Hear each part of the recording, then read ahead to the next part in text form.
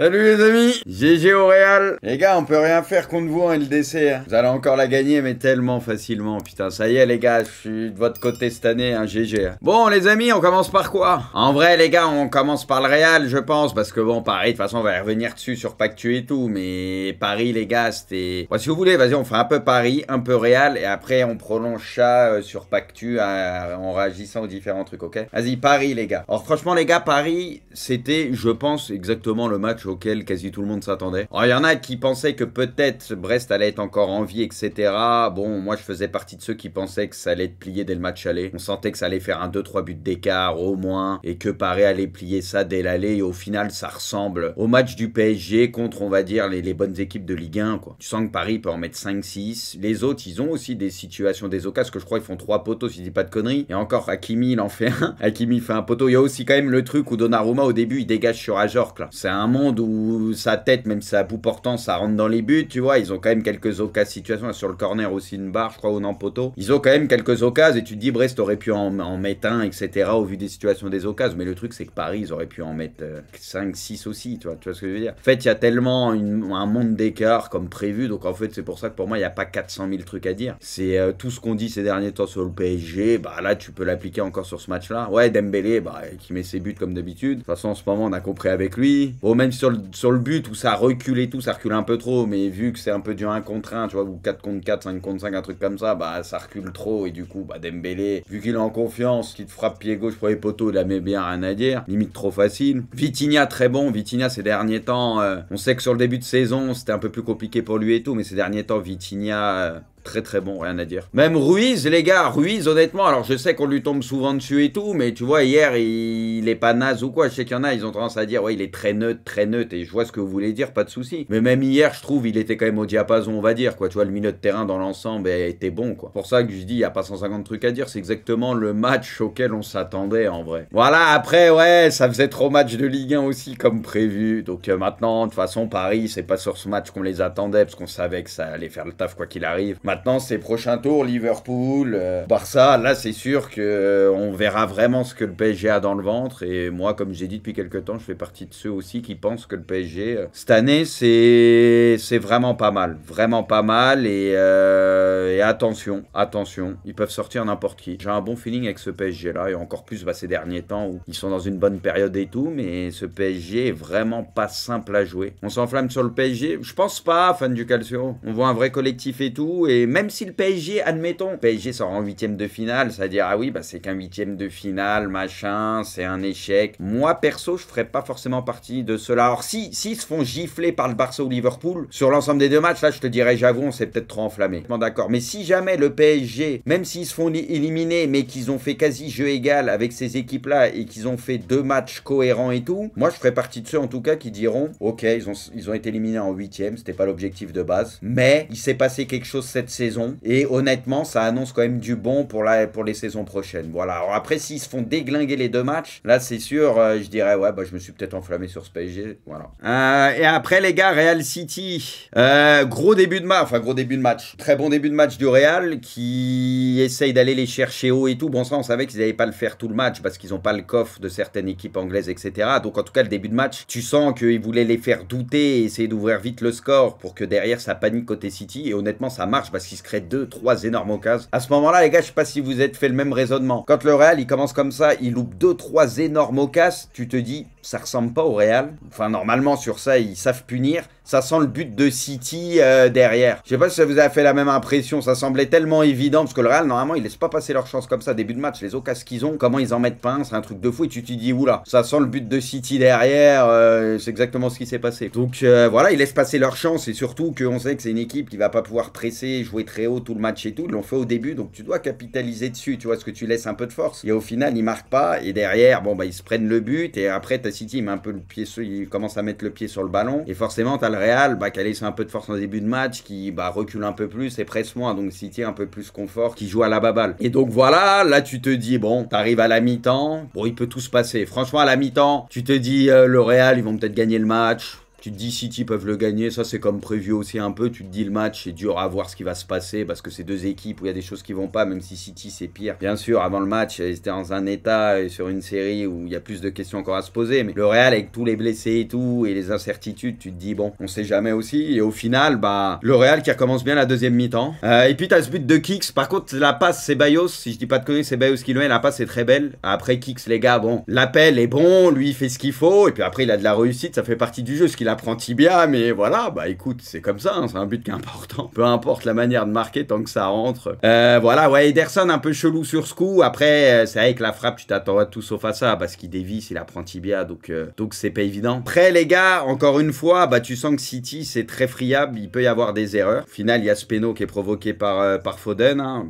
Il y a faute, voilà. Moi, sur le coup, je pensais qu'il n'y avait pas vraiment faute, ou c'était pile entrée de surface. Enfin, je pensais pas qu'il y avait penalty. Après, quand tu revois le truc, sincèrement, il n'y a pas grand chose à dire. Haaland tire parfaitement son penalty. Voilà, on voyait même avec la carte, d'habitude, il tirait à gauche de Courtois, donc c'est pour ça que Courtois, il a plongé à gauche, mais pour le coup, il l'a très bien mis. Il l'a très bien mis, et puis après, bah les gars, Ederson, quoi. Bon, tu sens que City, il y a des joueurs. Bernardo Silva, en fait, déjà, il y a un truc, je comprends pas pourquoi Pep, il force autant sur Bernardo Silva ces derniers temps. Moi, vous le savez, j'aime beaucoup Bernardo à la base. Mais Bernardo, dans ce rôle-là et tout, honnêtement, je comprends pas à quoi ça sert. Je comprends pas à quoi ça sert. J'ai l'impression qu'il force tout le temps sur Bernardo, je comprends pas. Donc, il y a des joueurs qui sont évidemment pas en forme ou ce que tu veux, et ça se voit sur le terrain, sincèrement. Et je comprends pas, du coup, pourquoi forcer autant avec certains joueurs. Alors, il y a un joueur, les gars, côté City. Haaland, il n'y a rien à dire, les gars. Je sais qu'on lui tombe souvent dans les gros matchs, mais cette année, tu vois, contre Arsenal, il est marqué derrière l'équipe, elle sombre complètement. Là, sur le match, au-delà de son péno, il met le but, il n'y a pas grand-chose à dire, et même sur certains trucs et tout, ça a été plutôt propre. Et celui qui a été incroyable, Gvardiol, je suis d'accord avec vous. Gvardiol, incroyable. Pas déjà sur la passe, sur ses retours, à un moment, il fait un tac, tout ce qu'il a avec Gvardiol, très fort. Tu vois, Gvardiol, Haaland, pour moi, ça sort du lot. Il y en a peut-être qu'on fait à peu près leur taf aussi, mais franchement, eux deux, il n'y a pas grand-chose à dire. Il n'y a pas grand-chose à dire. Après, les gars, la vérité, Ederson, mais Ederson, les gars, dégagement, mais c'est pas possible. Sur tout ce qu'il fait, pareil, le troisième but, mais pourquoi il sort comme ça? Quelqu'un peut m'expliquer pourquoi il sort comme ça? Alors, il y a un ensemble d'erreurs. Il y a la perte de balle de Kovacic, que tu veux et tout. Ouais, Foden a fait une bonne entrée, ouais. Foden, il a fait son taf, ouais, il obtient le péno et tout. Mais qu'est-ce qu'il fait, Ederson, les gars? Pourquoi il sort comme ça? Pourquoi il fait ça? Il est super complet. Bah, après, du coup, on comprend pourquoi il y a la rotation, des fois, Ortega, tout ça. Mais... le but de Diaz, arrête poitrine, ouais. Après, en vrai, Vini, il est angle fermé. Bah, après, c'est la perte de balle avant, à cause du dégagement et tout. Il foire son dégagement, donc ça part à droite. Vini, il est angle fermé, il peut pas faire grand-chose. Il met une mine. Au petit bonheur, la chance. Bon, après, en vrai, sur ce coup-là, Ederson, ça vient tellement fort sur lui, donc ça lui, vas-y, ça tape là. Mais après, bon, t'as Diaz qui suit bien, donc voilà, rien à dire. Et le troisième, ouais, bah, c'est Kovacic, je crois qu'il la met en retrait. Il y a une incompréhension, je sais plus, c'est avec Lewis, ouais, je crois que c'est Lewis. Et du coup, derrière, ça part. Et Ederson, je comprends pas, parce que t'as le défenseur qui vient un peu au contact de Vini. Pourquoi Ederson, il sort autant? Ça sert à rien, il y a un ensemble d'erreurs. Encore une fois, tu le sens, c'est bancal. Et de toute façon, ça sombre complètement. Dès que City il commence à... la machine, elle est enrayée, ça part en couille, il y a erreur sur erreur. Il arrive à se niquer tout seul. Après, le Real, oui, il provoque un peu les erreurs. On a compris que City, il n'y a pas beaucoup à faire pour ça, quoi. Donc voilà, et sincèrement, les gars, même si le Real, ils avaient perdu 2-1, ils auraient été quand même largement favoris sur le match retour. Même en perdant 2-1, au vu du match, tout, tu te dis, le Real aurait très certainement renversé le truc. Alors là, en gagnant 3-2, pour moi, ils sont déjà qualifiés, ils peuvent leur faire très mal au retour. Enfin, je vois pas comment ce Real-là peut se faire éliminer contre City. City, il y a trop d'erreurs, trop d'erreurs, trop d'erreurs. Donc voilà, là, franchement, maintenant, pour moi, il y a pas de doute, il n'y a rien à dire. Les gars, la charnière, ça a fait le taf côté Real. Parce qu'on a parlé de Gvardiol, Haaland, l'entrée de Foden, par exemple. La charnière, bah, Asensio, encore une fois. Asensio, ça a fait le taf. Asensio, il n'y a pas grand-chose à dire. Même Chouameni, les gars, dans l'ensemble, moi, j'ai trouvé ça va. Tu vois, des fois, on lui tombe dessus ce que tu veux. Moi, j'ai trouvé que là, ça a tenu la baraque. Devant Mbappé, bon match. Il a fait son taf. Rodrigo, pour moi, il a fait du Rodrigo. Il y a encore une fois, hein, quand ça se passe mal pour l'attaque et tout, tu sentais que c'était Rodrigo qui pouvait, encore une fois, déclencher les choses. Et Vini, la fin de match, c'est la fin de match où ça fait mal. Mbappé, bon match, oui, il fait son taf. Fait son taf, bien sûr. Bah déjà, il marque le but, peu importe s'il a de la réussite. Il faut le faire quand même. Il a une autre occasion aussi où il peut marquer. Non, il a pesé. Je te dis, il fait pas le match du siècle, mais il a pesé. Il fait son match. Et Vini, la fin de match, il est sur les 2 buts, faut pas oublier. Ouais, c'est début de match Vini où il a pesé et surtout la fin de match. Donc dans des moments importants, et sur la fin de match, sur les 2 buts, bah c'est lui où il tire angle fermé, ça revient sur Diaz. Et le lob passe D pour Bellingham, voilà. Entrée de Brahim, bah forcément, a fait du bien. Valverde, oh, mais Valverde, les gars, on sait très bien. Valverde, oui, comme vous dites, il déçoit rarement. Valverde, les gars, personne n'a douté de lui au poste de latéral, on connaît. Et donc, voilà, bah, y a pas grand-chose à dire. Real supérieur à City. De toute façon, City, beaucoup trop d'erreurs, comme d'habitude. C'est pour ça que j'ai tweeté. Real, ils ont fait du Real en LDC. Tout n'est pas parfait, mais ils savent, vas-y, faire mal quand même au moment où il faut. Ils savent revenir à chaque fois, même quand c'est un peu compliqué, d'une certaine manière. Et City a fait du City ces derniers temps, en donnant 2-3 buts, en faisant des grosses erreurs. Tu peux pas espérer faire quelque chose contre le Real comme ça, voilà, c'est tout. Maintenant, on a du mal à voir comment le Real pourrait ne pas se qualifier, sincèrement. Penalty pour le PSG. Ouais, bah, il y avait grosse main. De toute façon, sur la frappe de Dembélé, Smelou, rien à dire, il y a main. Les tireurs de penalty comme ça, avec le temps d'arrêt, tu peux rien faire. Franchement, les gars, pour les gardiens, c'est tellement dur ce que tu dois avoir maintenant à pied sur la ligne, donc tu peux plus être avancé. Les mecs, ils peuvent quasi s'arrêter tant qu'ils s'arrêtent pas complètement, mais on joue sur les trucs. Franchement, pour les gardiens, c'est impossible à arrêter. Je trouve que c'est devenu nimp. Enfin, je parle impossible. Tout le monde n'est pas capable de tirer comme Vitinha. Tranquille, j'enlève pas le mérite de Vitinha, Neymar, tu vois, les mecs qui sont trop forts comme ça, qui peuvent décider au dernier moment, machin. Mais vous avez compris, tu vois, pour les gardiens, je trouve que c'est dur, putain. But d'Ousmane Dembélé pour le doublé. Ousmane Dembélé, auteur d'un doublé avec le PSG, 15e but en 2025. Cette saison, 23 buts, 5 passes D. Putain, on est quand même sur une saison, les gars, où il reste énormément de matchs. Dembélé, il y a un monde, il finit avec 35 buts cette saison. Je sais pas si on se rend compte. Ousmane, 35 buts, les gars. Admettons, il met 35 pions. Bon, là, il est parti pour même faire plus, mais je pense pas qu'il va mettre des doublés triplés à tous les matchs. Ouais, quand même pas, mais c'est quand même une folie. Hein. Le raté, ouais. Après, les gars, Ferland, c'est pas un buteur aussi. Tu vois, il s'attend peut-être pas, en fait, à ce qu'il lui remette et tout, à ce point-là. Je sais pas si vous voyez ce que je veux dire. Tu sais, c'est quand tu joues à la passe comme ça dans la surface, des fois, tu vois, il faut ce côté, comment dire, pas ce côté tueur, mais il y a un mot que je cherche. En vrai, il y a des joueurs qui sont préparés à ça. Tu sais, les buteurs, les attaquants, ils sont préparés à ce genre de choses. Ils s'attendent à ça, mais il y a des joueurs qui ont moins l'habitude de ça. Tu vois, ouais, voilà, Ferland, il a pas forcément l'instinct de tueur, de buteur ou ce que tu veux, tu vois. Alors qu'il y a des joueurs, ça, ils sont préparés à ça. But, McKennie a mis une frappe de ouf. Il a mis une mine. Oh, il l'a fusillé, mon vieux. Il l'a fusillé. Dommage, on entend un peu le bruit, mais tu sais, des fois, quand il y a des grosses frappes, t'entends un peu plus le bruit.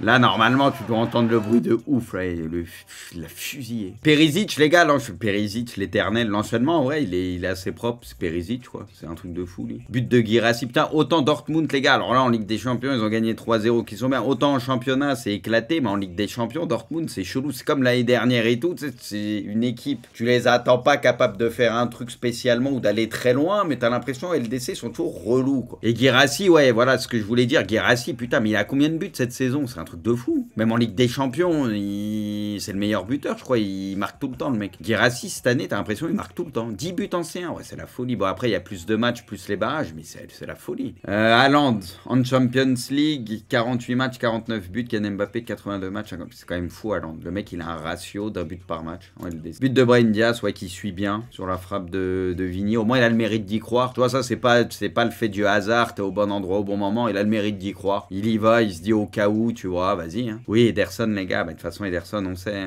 Hein. But de Bellingham, bon là, on a parlé pareil tout à l'heure, beaucoup d'erreurs sur le même but. La passe de Kovacic en retrait, pas très bien donnée à Lewis. Lewis qui va tendrement. Du coup, Vini, il prend le ballon. Ederson derrière qui sort n'importe comment, alors qu'il n'a pas à sortir à ce point-là. Vini est élu homme du match. Vini, homme du match, pas mérité. En vrai, les gars, son début de match, il met un peu le feu. Et sa fin de match, il est sur les 2 buts, les gars, quand même. Je veux dire, encore une fois, au moment où il fallait faire la bascule, c'est lui qui pèse aussi. C'est pour ça que je réfléchissais. Il y avait peut-être d'autres joueurs que tu pouvais mettre, vas-y, dans la discussion. Mais pour moi, il n'y a pas de gros scandale. Parce que quand même l'important c'est sur la fin de match, c'est ce qui fait peut-être déjà basculer cette double confrontation, tu vois.